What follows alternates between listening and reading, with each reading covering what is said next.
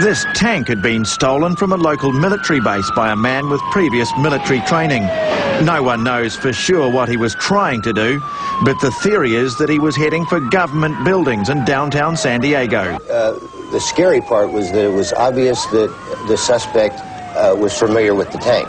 We immediately got information that there were no munitions in the tank. However, if he could get to the tank, get the tank out, there is no reason to believe that he couldn't get a large shell into the cannon of the tank. In those films, you see all the vehicles behind, which are all police vehicles, keeping the public at a safe distance. If he had brought a shell into that tank, which would be quite possible, and fired that, it would have cleared 163 in the northbound lanes for many miles. There's a tank in my street. It drove through it. I mean, it demolished it. It was my van. Yeah, he pushed it all the way down here. He wanted to do it. He saw it in his eyes. He was having a good time, so.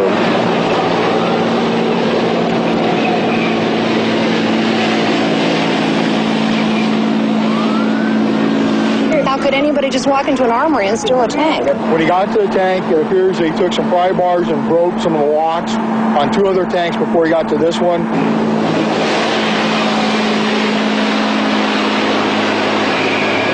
Put a tanker bar. We can stop it with a tanker bar. The police weigh up their options.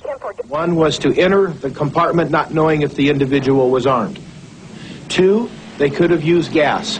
They thought about it. They decided not to.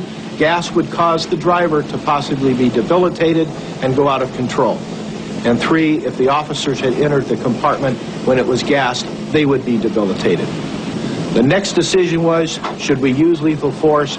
The officers decided yes, and that's exactly what they did.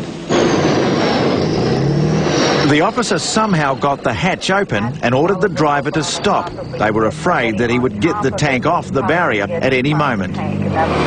He resisted and was shot dead.